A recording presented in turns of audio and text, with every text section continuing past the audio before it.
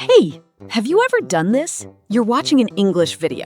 You understand everything, every word, every sentence. It feels easy. And then someone walks in.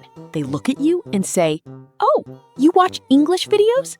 Say something in English." And suddenly, your brain is empty. Every word you knew is gone. Oh, wow.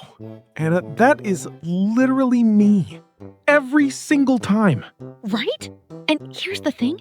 This happens to millions of people every day. So today, we're going to talk about exactly this.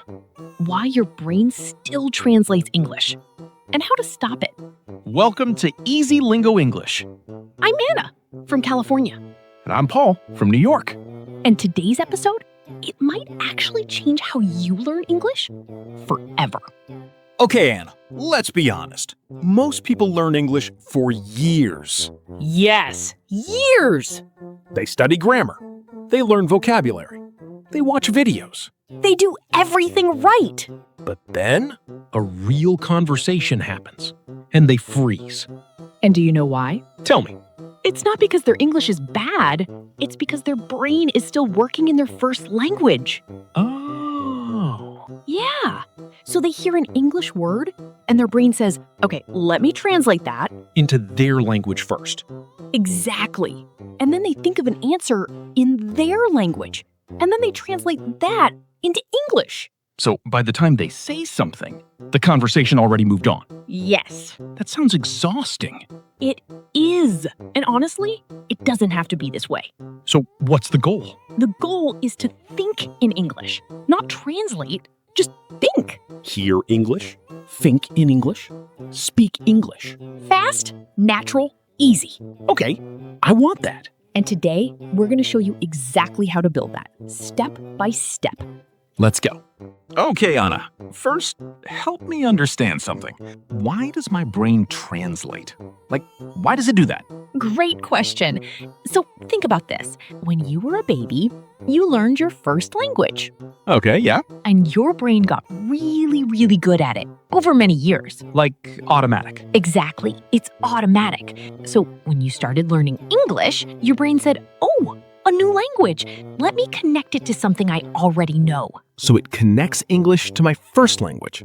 Yes, instead of connecting English to the world. Wait, that's interesting. So the problem is the connection. Yes! Most people learn English through translation. This word means that word. But that's translation learning, not real English thinking. So like I learned the word happy, and someone told me what it means in my language. Right. So every time you see happy, your brain runs to your language first, gets the meaning, then comes back. That's like taking a long way home. That's exactly what it is. But here's what we want. We want happy to make you feel happy directly. No translation, just the feeling. Oh, wow. That actually makes sense. Like when I see a picture of a dog, I don't think dog in my language first. I just see a dog. Yes, exactly. That's the goal. Words become feelings. Words become pictures, not translations. Okay, but how do I do that? That's what we're going to teach you right now. We have 4 steps. 4 steps to think in English. I like this. Step 1. Narrate your life. Narrate. What does that mean? Narrate means describe. Talk about what you see, what you do, in English, in your head. In my head. Yes, not out loud, just inside your mind. Okay, like what? Okay, imagine you wake up in the morning, you open your eyes, and instead of thinking in your language, you think, I'm awake, my room is cold, my bed is warm. Oh, just simple sentences? Super simple. You walk to the kitchen. You think, I'm hungry. I want coffee. The kitchen is small. I'm hungry. I want coffee. The kitchen is small. You know what's interesting? This is something I can do right now. I don't need a teacher. I don't need a textbook. Exactly. You just need your life. Your life is your classroom. Your life is your classroom. Wow, I like that. Okay, step 2. Step 2. Connect words to feelings, not to translations. Okay, explain that. So when you hear the word nervous, don't think about what it means in your language. Think about the feeling, that moment before a big exam. Your heart is fast, your hands are a little shaky. Oh, yeah, I know that feeling. That feeling is nervous. So I connect the word to the feeling, not to another word. Yes, and this is how babies learn. A baby doesn't translate. A baby touches something hot, and their brain says, hot, bad, don't touch. Direct connection. Direct connection. No translation needed. Nervous, excited, tired. Okay, that's actually kind of powerful. When I say tired now, I don't need to translate it. I just feel tired. You're doing it already. Step 3. Okay. Talk to yourself out loud. Talk to myself? People think I'm a little crazy? Do it in your room, in the shower, in your car. Okay, not in public. Right, but here's why this matters. Your brain needs to hear your voice, saying English words. Because reading is different from speaking? Very different. Reading is passive. Speaking is active. Your mouth needs to practice. Your ears need to hear you. So I should just describe my room? Yes. Look around your room right now and just talk. Okay, I see a table. The table is brown. My phone is on the table. My phone is black. Perfect. And then? And then keep going? Keep going. My room is small, but I like my room. It feels comfortable. This feels strange, but kind of fun. That strange feeling? That means it's working. Huh, really? Really. Your brain is working hard. That's growth. Step 4. Step 4. Listen more. Study less. Less studying? I love this step. I knew you would. But seriously, most people spend too much time reading grammar books Yeah. and not enough time listening to real English. Real English. Like this podcast? Yes, like this podcast, like simple English videos, like songs you like. Songs are good? Songs are amazing. When you love a song, your brain listens differently. It wants to understand. Because it's emotional. Exactly. Emotion equals memory.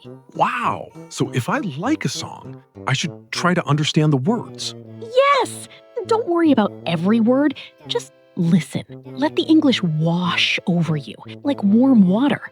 Like warm water. That's a nice image. And over time, your brain starts to feel English naturally. Not learning it like a subject, feeling it like a language.